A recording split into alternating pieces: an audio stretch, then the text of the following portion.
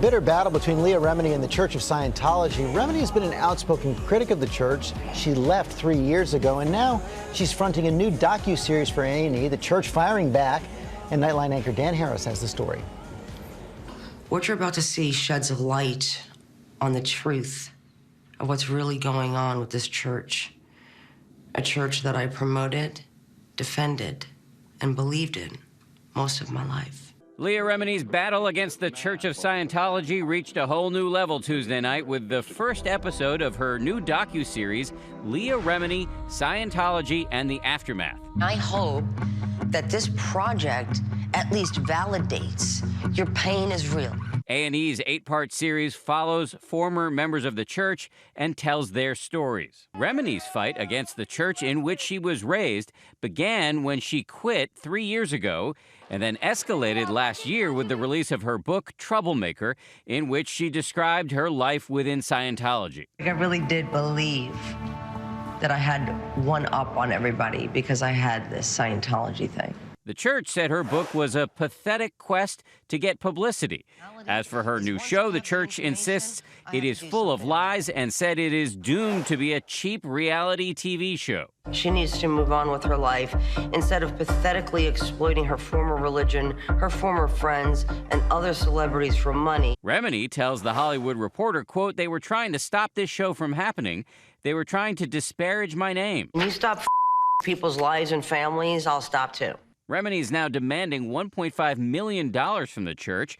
She tells The Hollywood Reporter, "It's a response to the horrific and libelous letters they sent me." Also in that Hollywood Reporter interview, Remini claims that back when she was starring in the CBS sitcom The King of Queens, Tom Cruise and the church urged her to call her then boss, Les Moonves, the chief executive officer of CBS Corporation. She says, "I got pressure to call Les Moonves at CBS to try and get a 60 Minutes report squashed."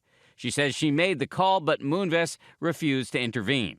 We reached out to Cruise and CBS for a statement, and they did not respond to our inquiries. I sat down for an interview with Leah Remini just last year in which she described the power and allure of the church for her when she joined as a child. So for a kid who was always looking around, comparing herself to other people, to be part of a faith where you had a mission to save The planet. save the planet. That must have been a big deal. Yes, and because Scientologists view children as spiritual beings, you're not treated as a kid. So you're given a lot of responsibility.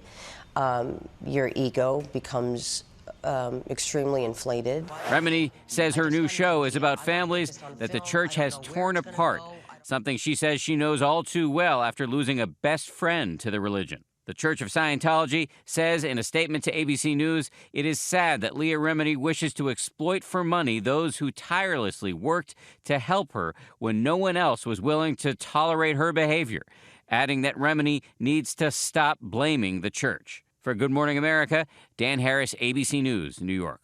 And we are back with our chief legal analyst, Dan Abrams. And Dan, given her history, Remini must have known, and A&E must have known, this was coming from the church. Absolutely. Look, Scientology is notoriously litigious, and they will protect what they view as their reputation to great length. So, as a result, you can count on the fact that A&E went through everything she said line by line, and separating out opinion from fact, right? As a legal matter, she can give her opinion about things.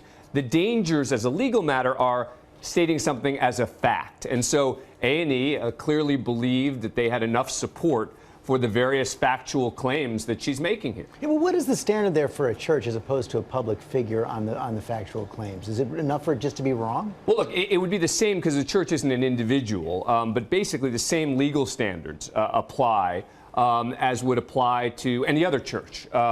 And as a result, you know, it's a hard lawsuit to take. So we're seeing a lot of back and forth here between Leah Remini's lawyer and Scientology. A lot of threats going back and forth, a lot of demands going back and forth. She's not going to get $1.5 million. She's not going to get $1.5 million. I mean, can you imagine Scientology reading just a letter from her lawyer saying, hey, you know what? They want $1 million. Well, that sounds like a fair amount. This isn't a lawsuit yet. These are just threats back and forth, and I don't expect it's ever going to end up in court. Okay, Dan Abrams, thanks very much.